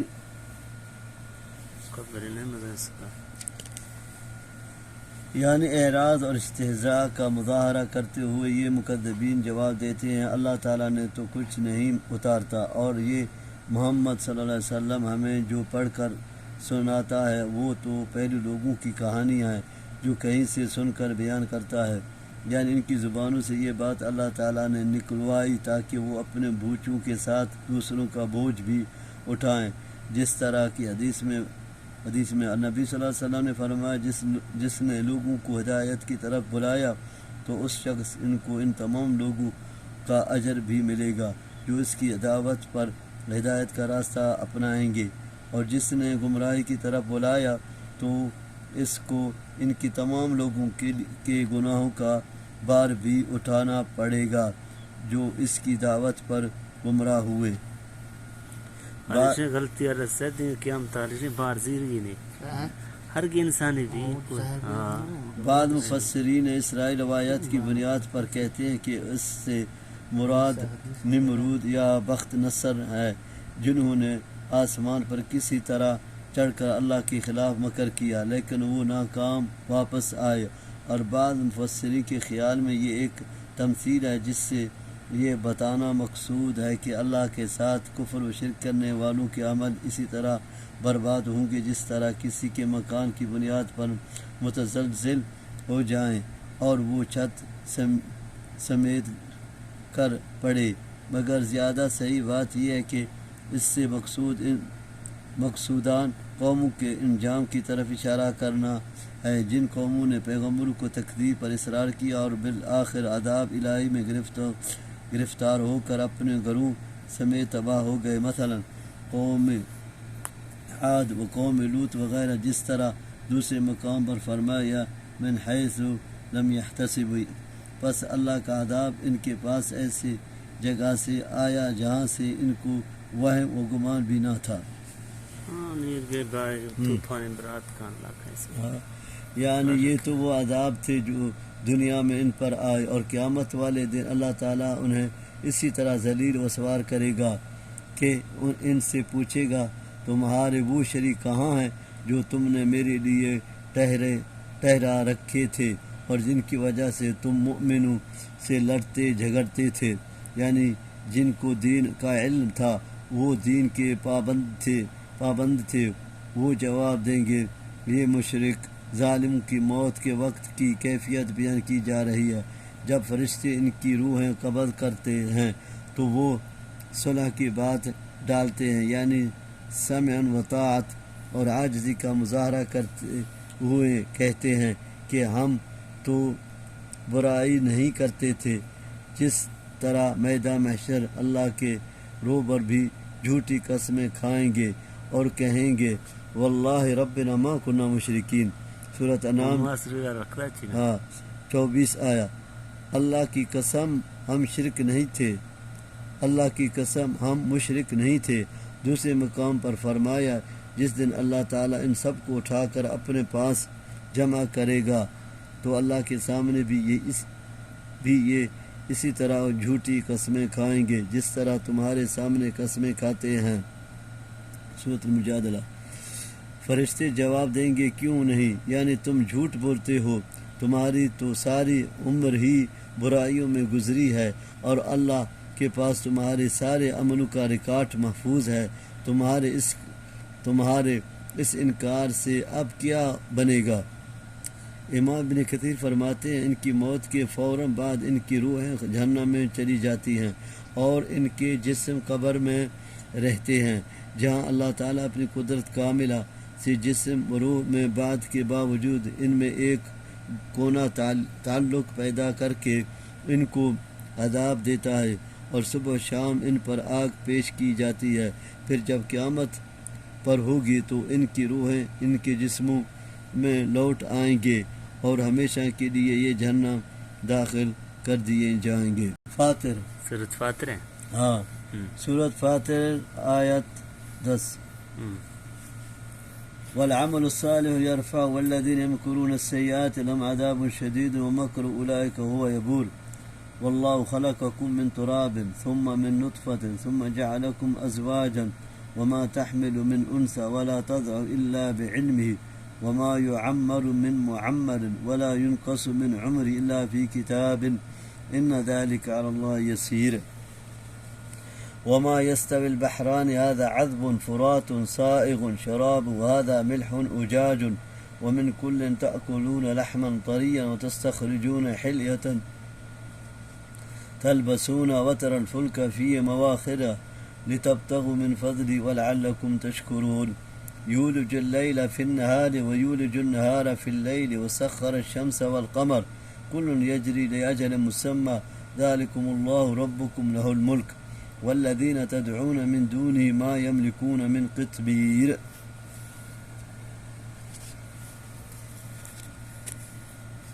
اس لیے کہ دنیا و آخرت کا مالک اللہ ہی ہے، ساری عزتیں اس کے پاس ہیں، وہ جس کو عزت دے وہی عزیز ہوگا، جس کو وہ ذلیل کر دے اس سے دنیا کی کوئی طاقت عزت نہیں دے سکتی۔ دوسرے مقام پر فرمایا الذين يتخذون الكافرين أولياء من دون المؤمنين أيبتغون عندهم العزة فإن العزة لله جميعا۔ الکلم کلمہ کی جمع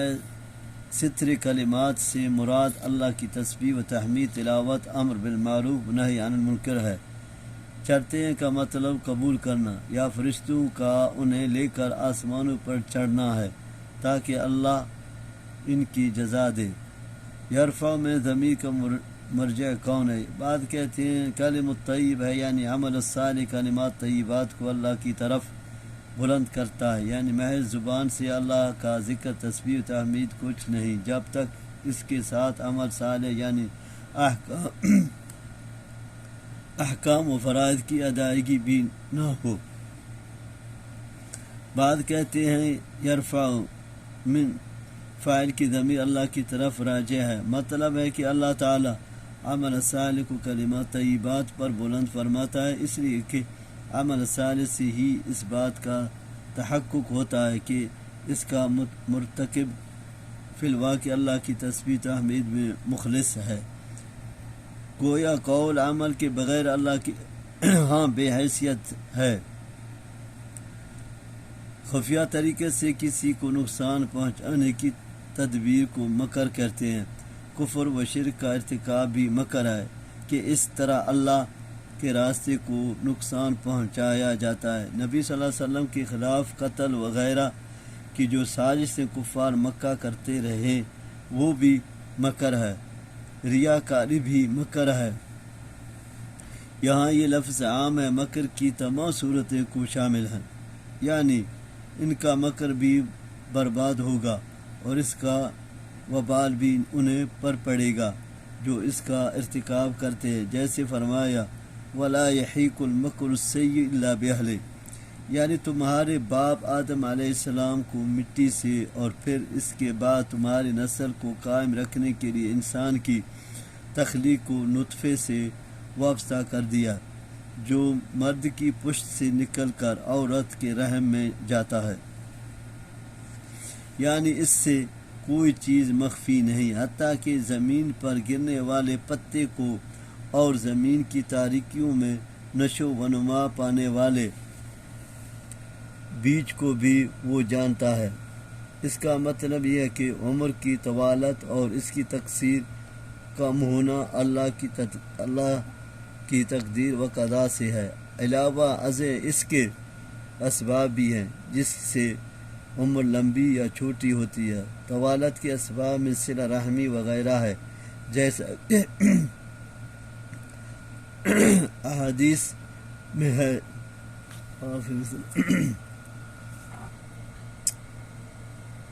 طوالت کے اسباب میں صلہ رحمی وغیرہ ہے، جیسا کہ احادیث میں ہے، اور تقصیر کے اسباب میں کثرت سے معاصی کا ارتکاب ہے۔ مثلا کسی آدمی کی عمر 70 سال سے ہے، لیکن کبھی اسباب زیادت کی وجہ سے اللہ اس میں اضافہ فرما دیتا ہے اور کبھی اس میں کمی کر دیتا ہے جب وہ اسباب نقصان اختیار کرتا ہے، اور یہ سب کچھ اس سے اس نے لوح محفوظ میں لکھا ہوا ہے، اس لیے عمر میں یہ کمی پیشی فَإِذَا جَاءَ أَجَلُهُمْ لَا يَسْتَأْخِرُونَ سَاعَةً وَلَا يَسْتَقْدِمُونَ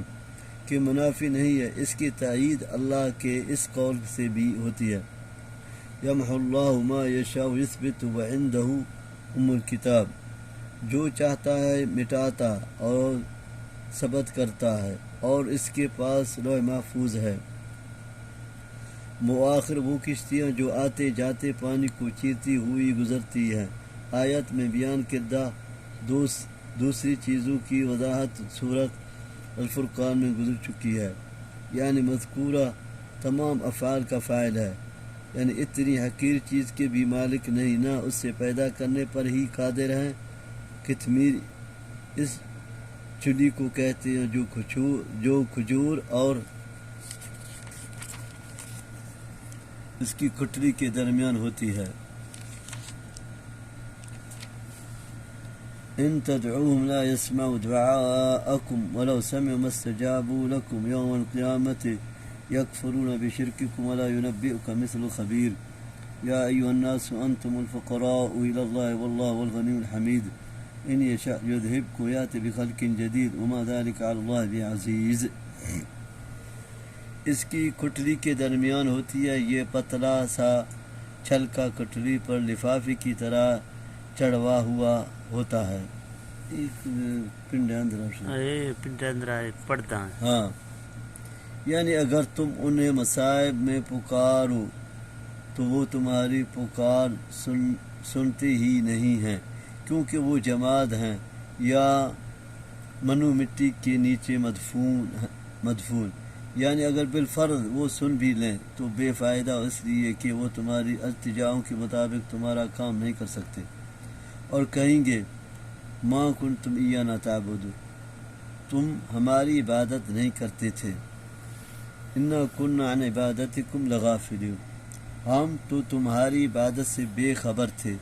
اس آیت سے یہ بھی معلوم ہوتا ہے کہ جن کی اللہ کے سوا عبادت کی جاتی ہے وہ سب پتھر کی مورتیاں ہی نہیں ہوں گی، بلکہ ان میں عاقل، ملائکہ، جن، شیاطین اور صالحین بھی ہوں گے، تب ہی تو یہ انکار کریں گے۔ اور یہ بھی معلوم ہوا ہے کہ ان کی حاجت برابری کے لیے پکارنا شرک ہے، اس لیے کہ اس جیسا کامل علم کسی کے پاس بھی نہیں ہے۔ وہی تمام امور کی کنہ اور حقیقت سے پوری طرح باخبر ہے، جس میں ان پکارے جانے والوں کے بے اختیاری پکار کو نہ سننا اور قیامت کے دن اس کا انکار کرنا بھی شامل ہے۔ ناس کا الفاظ عام ہے، جس میں عوام و خواص حتیٰ کہ انبیاء علیہ السلام و صلحاء سب آ جاتے ہیں۔ اللہ کے در کے سب ہی محتاج ہیں، لیکن اللہ کسی کا محتاج نہیں۔ وہ اتنا بے نیاز ہے کہ سب لوگ اگر اس کے نافرمان ہو جائیں تو اس سے اس کی سلطنت میں کوئی کمی، اور سب اس کے اطاعت گزار بن جائیں تو اس سے اس کی قوت میں زیادتی نہیں ہوگی، بلکہ نافرمانی سے انسانوں کا اپنا ہی نقصان ہے، اور اس کی عبادت و اطاعت سے انسانوں کا اپنا ہی فائدہ ہے۔ یعنی محمود ہے اپنی نعمتوں کی وجہ سے، پس ہر نعمت جو اس نے بندوں پر کی ہے اس پر وہ حمد و شکر کا مستحق ہے۔ یہ بھی اس کی شان بے نیازی ہی کی ایک مثال ہے کہ اگر وہ چاہے تو تمہیں فنا کے گھاٹ اتار کے تمہاری جگہ ایک نئی مخلوق پیدا کر دے جو اس کی اطاعت گزار ہو، اس کی نافرمان نہیں، یا یہ مطلب ہے کہ ایک نئی مخلوق اور نئی عالم پیدا کر دے جس سے تم ناآشان ہو۔ ہاں، جس نے دوسروں کو گمراہ کیا ہوگا وہ اپنے گناہوں کے بوجھ کے ساتھ ان کے گناہوں کا بوجھ بھی اٹھائے گا، جیسا کہ آیت وَلَيَحْمِلُنَّ أَثْقَالَهُمْ وَأَثْقَالًا مَعَ أَثْقَالِهِمْ، اور حدیث میں من سن سنة سیئة کان علیہ وزرها ووزر من عمل بها من بعد سے واضح ہے، لیکن یہ دوسروں کا بوجھ بھی در حقیقت ان کا اپنا ہی بوجھ کہ انہی نے ان دوسروں کو گمراہ کیا تھا۔ مثقلۃ ای نفس مثقلۃ، ایسا شخص جو گناہوں کے بوجھ سے لدا ہوگا، وہ اپنا بوجھ اٹھانے کے لیے اپنے رشتہ دار کو بھی بلائے گا تو وہ بھی آمدہ نہیں ہوگا۔ یعنی تیرے انداز و تبلیغ کا فائدہ انہی لوگوں کو ہو سکتا ہے کہ وہ یا تو انہی کو ڈراتا ہے، ان کو نہیں جن کو انداز سے کوئی فائدہ نہیں ہوتا، جس طرح دوسرے مقام پر فرمایا انما انت منذر من یخشاها، سورۃ نازعات، انما تنذر من اتبع الذکر وخشی الرحمن بالغیب۔ تو طہر اور تزکی کے معنی شرک اور فواحش کی آلودگیوں سے پاک ہونا۔ اندھے سے مراد کافر، آنکھوں والا سے مؤمن، اندھیروں سے باطل اور روشنی سے حق مراد۔ باطل کی بے شمار انواع ہیں، اس لیے اس کے لیے جمع کا اور حق کا چونکہ متعدد نہیں ایک ہے، اس لیے اس کے لیے واحد کا صیغہ استعمال کیا۔ یہ ثواب و عقاب، جنت و دوزخ کی تمثیل ہے۔ ثم ان لهم علیہ، سورۃ صافات آیت 67۔ ثم ان لهم علیہ لشوب من حمیم ثم ان مرجعهم لإلی الجحیم انهم الفوا آباءهم ضالین فهم على آثارهم يهرعون ولقد ضل قبلهم أكثر الأولين ولقد أرسلنا فيهم منذرين فانظر كيف كان عاقبة المنذرين لعباد الله المخلصين ولقد نادانا نوح فلنعم المجيبون ونجيناه وأهله من الكرب العظيم وجعلنا ذريتهم الباقين وتركنا عليه في الآخرين سلام على نوح في العالمين إنا كذلك نجزي المحسنين إنه من عبادنا المؤمنين ثم أغرقنا الآخرين وإن من شيعته لإبراهيم. یعنی کھانے کے بعد انہیں پانی کی طلب ہوگی تو کھولتا ہوا گرم پانی انہیں دیا جائے گا جس کے پینے سے ان کی انٹریاں کٹ جائیں گی. سورۃ محمد. ہاں سورۃ محمد. یعنی زقوم کے کھانے اور گرم پانی کے پینے کے بعد انہیں دوبارہ جہنم میں پھینک دیا جائے گا. یہ جہنم کی مذکورہ سزاؤں کی علت ہے کہ اپنے باپ دادوں کو گمراہی پر پانے کے باوجود یہ انہی کے نقش قدم پر چلتے رہے اور دلیل و حجت کے مقابلے میں تقلید کو اپنائے رکھا. اسراء کے معنی ہیں یعنی دوڑنا اور نہایت شوق سے. ہاں ہماری طریقہ چل رہا اور نہایت شوق سے لپک کر پکڑنا اور اختیار کرنا. یعنی یہی گمراہ نہیں ہوئے، ان سے پہلے لوگ بھی اکثر گمراہی کے راستے پر چلنے والے تھے. یعنی ان سے پہلے لوگوں میں انہوں نے حق کا پیغام پہنچایا اور عدم قبول کی صورت میں انہیں اللہ کے عذاب سے ڈرایا، لیکن ان پر کوئی اثر نہیں ہوا. نتیجتاً انہیں تباہ کر دیا گیا. جیسے کہ اگلی آیت میں ان کے عبرت ناک انجام کی طرف اشارہ فرمایا. یعنی عبرت ناک انجام سے وہ محفوظ رہیں جن کو اللہ نے ایمان و توحید کی توفیق سے نواز کر بچا لیا. مخلصین وہ لوگ جو عذاب سے بچ رہے. منذری تباہ ہونے والی قوموں کے اجمالی ذکر کے بعد اب چند منذرین پیغمبروں کا ذکر کیا جا رہا ہے. یعنی 9.5 سال کی تبلیغ کے باوجود جب قوم کی اکثریت نے ان کی تکذیب ہی کی اور 900 ہاں اور انہوں نے 1000 سال اور انہوں نے محسوس کر لیا کہ نوح علیہ السلام ایمان لانے کی کوئی امید نہیں ہے تو اپنے رب کو پکارا. فدعا ربہ انی مغلوب فانتصر. سورۃ القمر آیت 61. یا اللہ میں مغلوب ہوں میری مدد فرما. چنانچہ ہم نے نوح علیہ السلام کی دعا قبول کی اور ان کی قوم کو طوفان بھیج کر ہلاک کر دیا. اہل سے مراد حضرت نوح علیہ السلام پر ایمان لانے والے ہیں جن میں ان کے گھر کے افراد بھی ہیں جو مؤمن تھے. بعض مفسرین نے ان کی کلی تعداد 80 بتلائی ہے. اس سے میں آپ کی بیوی اور ایک لڑکا شامل نہیں جو مؤمن نہیں تھے، وہ بھی طوفان میں غرق ہو گئے. کرب عظیم زبردست مصیبت سے مراد وہی سیلاب عظیم ہے جس میں یہ قوم غرق ہوئی. اکثر مفسرین کے قول کے مطابق حضرت نوح علیہ السلام کے 3 بیٹے تھے، حام، سام، یافس.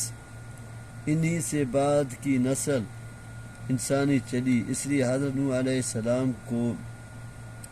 آدم ثانی بھی کہا جاتا ہے. یعنی آدم علیہ السلام کی طرح آدم علیہ السلام کے بعد یہ دوسرے ابو البشر ہیں. سام کی نسل سے عرب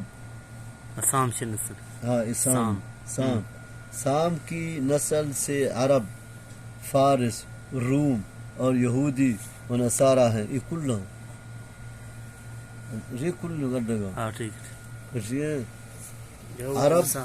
عرب فارس سام کی نسل سے عرب، فارس، روم اور یہودی و نصارہ ہیں. حام کی نسل سے سودان، مشرق سے مغرب تک، مشرق سے مغرب تک یعنی حام آئے گا. سودان مشرق سے مغرب تک یعنی سندھ، ہند، نوب، زنج، حبشہ، قبط اور بربر وغیرہ ہمیں ہیں. یہ سندھا شگر، سندھ، ہند، نوب، زنج، حبشہ، قبط اور بربر ہاں 9 بے سودان ہے ہاں اور یافس یعنی 7 نمبر ہاں یافس یفس ما 2 نمبر کی نسل سے ثقالبہ ترک او خزر اور یاجوج و ماجوج وغیرہ ہیں ابو واللہ اعلم یعنی قیامت تک آنے والے اہل ایمان میں ہم نے نوح علیہ السلام کا ذکر خیر باقی چھوڑ دیا ہے اور وہ سب نوح علیہ السلام پر سلام بھیجتے ہیں اور بھیجتے رہیں گے یعنی جس طرح نوح علیہ السلام کی دعا قبول کر کے ان کی ذریت کو باقی رکھ کے اور پچھلوں میں ان کا ذکر خیر باقی رکھ کہ ہم نے نوح علیہ السلام کو عزت و تکریم بخشی اسی طرح جو بھی اپنے اقوال و افعال میں محسن اور اس باب میں راسخ اور معروف ہوگا اس کے ساتھ بھی ہم ایسا معاملہ کریں گے شیعہ کے معنی گروہ اور پیروگار کے ہیں یعنی ابراہیم علیہ السلام بھی اہل دین و اہل توحید کے شیعہ ایمان اچھی نا شیعہ تھا شیعہ معنی گروپ ہاں گروپ تھا گروہ ہے یعنی مشق تھا اجتماع شیعہ ابراہیم مرتنا شیعہ یہ ہدایت تھا پر ان من شیعتی لابراہیم مٹھا بھی دیں گے ہاں ان من شیعتی لابراہیم ہاں شیعہ بھی آتا مودی داشتا والله فدي اني جديد لا لاغتي گروپ مانا ہے گروپ سے یعنی کہ معنی گروہ اور پیروگار کے ہیں یعنی ابراہیم علیہ السلام بھی اہل دین و اہل توحید کے اس گروہ سے ہیں گروہ ہے گروپ ہیں گروپ یہ شیعہ جاء ربه بقلب انت شیعہ نہیں سچ شیعہ بس یعنی انت نمونہ نہیں نا خدای شیعہ کا پارٹی گروپ بھی تھا بس إذ جاء ربه بقلب سليم إذ قال لأبي وقوم ماذا تعبدون أئفكا آلهة دون الله تريدون فما ظنكم برب العالمين فنظر نظرة في النجوم فقال إني سقيم فتولوا عنه مدبرين فراغ إلى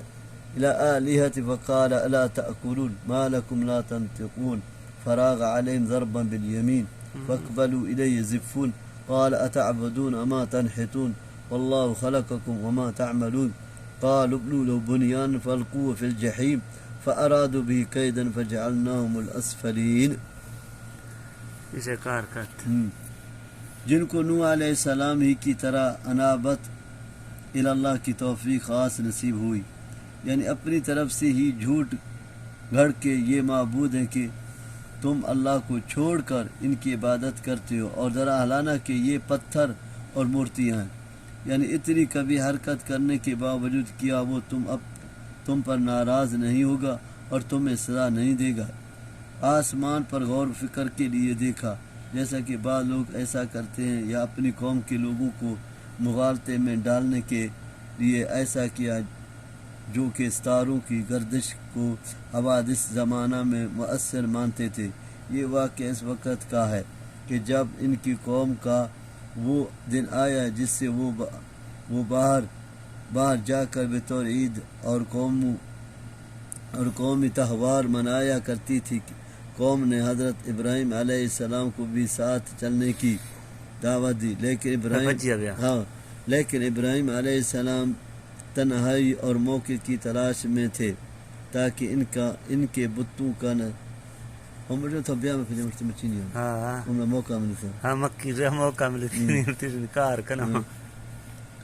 لیکن ابراہیم علیہ السلام تنہائی اور موقع کی تلاش میں تھے تاکہ ان کے بتوں کا تیا پانچا کیا جا سکے چنانچہ انہوں نے یہ موقع غنیمت جانا کہ کل ساری قوم باہر میلے میں چلی جائے گی تو میں نے اپنا منصوبہ برے کار لے آؤں گا اور کہہ دیا کہ میں بیمار ہوں یا آسمانوں کی گردش بتلاتی ہے کہ میں بیمار ہونے والا ہوں یا بات بالکل جھوٹی تو نہیں تھی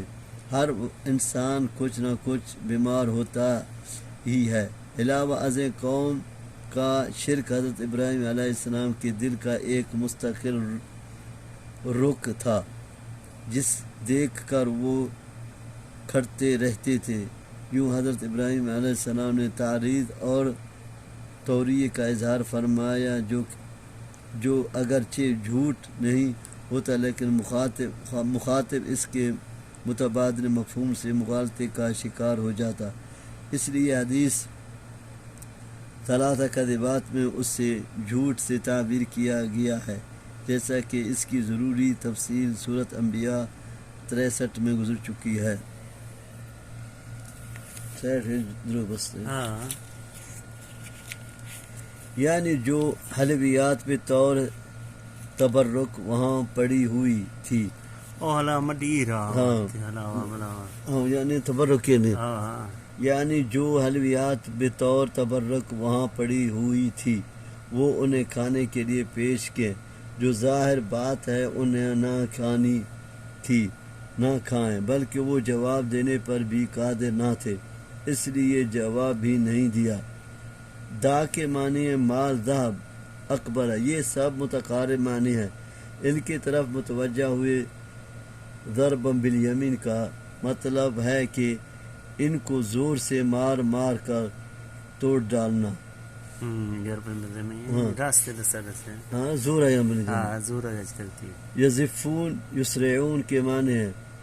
دوڑتے ہوئے آئے، یعنی جب میلے سے آئے تو دیکھا کہ ان کے معبود ٹوٹے پھوٹے پڑے ہیں تو فوراً ان کا ذہن ابراہیم علیہ السلام کی طرف گیا کہ یہ کام اسی نے کیا ہوگا، جیسا کہ سورۃ انبیاء میں تفصیل گزر چکی ہے. چنانچہ انہیں پکڑ کر عوام کی عدالت میں لے آئے. وہاں حضرت ابراہیم علیہ السلام اس کو بات کا موقع مل گیا. ہاں وہ ان پر ان کی بے عقلی اور ان کے معبود کی بے اختیاری واضح کریں، یعنی وہ مورتیاں اور تصویریں بھی جنہیں تم اپنے ہاتھوں سے بناتے اور انہیں معبود سمجھتے ہو، یا مطلق تمہارا عمل جو بھی تم کرتے ہو، ان کا خالق بھی اللہ ہے. اس سے واضح ہے کہ بندوں کے افعال کا خالق اللہ ہی ہے، جیسا کہ اہل سنت کا عقیدہ ہے.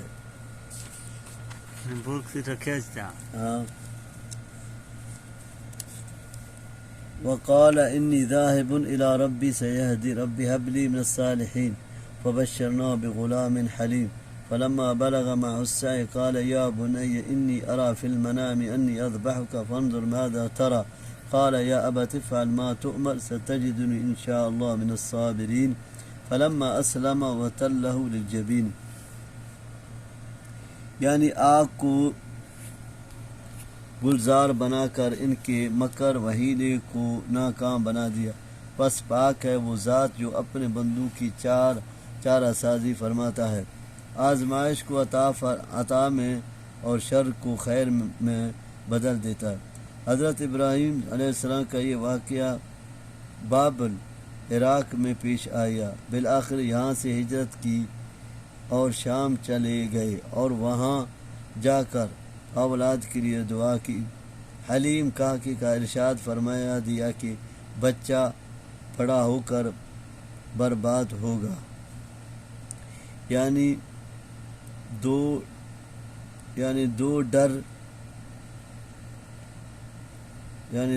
ڈر دھوپ کے لائق ہو گیا یا بلوغت کے قریب پہنچ گیا. بعض کہتے ہیں کہ اس وقت یہ بچہ 13 سال کا تھا. پیغمبر کا خواب وحی اور حکم الہی ہوتا ہے جس پر عمل ضروری ہوتا ہے. بیٹے سے مشورے کا مقصد یہ معلوم کرنا تاکہ بیٹا بھی امتثال امر الہی کے لیے کس حد تک تیار ہے. ہر انسان کے منہ چہرے پر دو جبین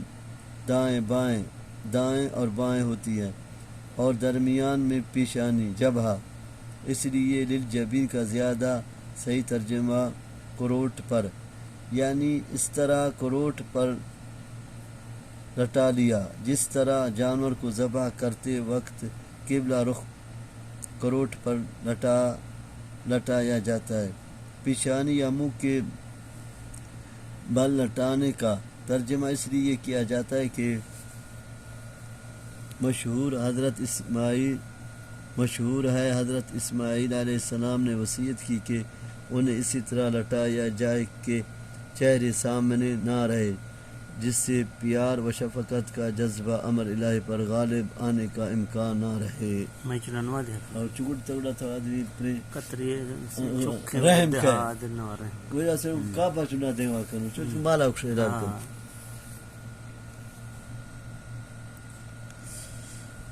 وناديناه أي يا إبراهيم قد صدقت الرؤيا إنا كذلك نجزي المحسنين هذا لهو البلاء المبين وفديناه بذبح عظيم وتركنا عليه في الآخرين سلام على إبراهيم كذلك نجزي المحسنين إنه من عبادنا المؤمنين وبشرناه بإسحاق نبيا من الصالحين. فضل إسحاق بشر ہاں ابھی نجی بھی تھا نا. ہاں اچھا یعنی دل کے پورے ارادے سے بچے کو ذبح کرنے کے لیے ضمیر پر لٹا دینے سے ہی تو نے اپنا خواب سچا کر دکھایا ہے، کیونکہ اس سے واضح ہو گیا اللہ کے حکم کے مقابلے میں تجھے کوئی چیز بھی عزیز تر نہیں ہے، حتیٰ کہ اکلوٹا بیٹا بھی، یعنی لاڈلے بیٹے کو ذبح کرنے کا حکم. یہ ایک بڑی آزمائش تھی جس میں تو سرو خرو رہا. یہ بڑا ذبیحہ ایک مینڈا تھا جو اللہ تعالیٰ نے جنت سے حضرت جبرائیل علیہ السلام کے ذریعے سے بھیجا. اسماعیل علیہ السلام کی جگہ اسے ذبح کیا گیا، اور پھر اس سنت ابراہیمی کو قیامت تک قرب الہی کے حصول کا ایک ذریعہ اور عید الاضحیٰ کا سب سے پسندیدہ عمل قرار دے دیا گیا. حضرت ابراہیم علیہ السلام کے مذکورہ واقعے کے بعد اب ایک بیٹے اسحاق علیہ السلام کی اور اس کے نبی ہونے کی خوشخبری دینے سے معلوم ہوتا ہے کہ اس سے پہلے جس بیٹے کو ذبح کرنے کا حکم دیا گیا تھا وہ اسماعیل علیہ السلام تھے، جو اس وقت ابراہیم علیہ السلام کے اکلوتے بیٹے تھے. اسحاق علیہ السلام کی ولادت کے ان کے بعد ہوئی. مفسرین کے درمیان اس کی بابت اختلاف ہے کہ ذبح کون ہے، اسماعیل علیہ السلام یا اسحاق علیہ السلام. امام ابن جریر نے حضرت اسحاق علیہ السلام کو اور ابن کثیر اور اکثر مفسرین نے حضرت اسماعیل علیہ السلام کو ذبح قرار دیا ہے، اور یہی بات صحیح ہے. امام شوکافی نے اس میں توقف اختیار کیا ہے. تفسیر کے لیے دیکھیے تفسیر.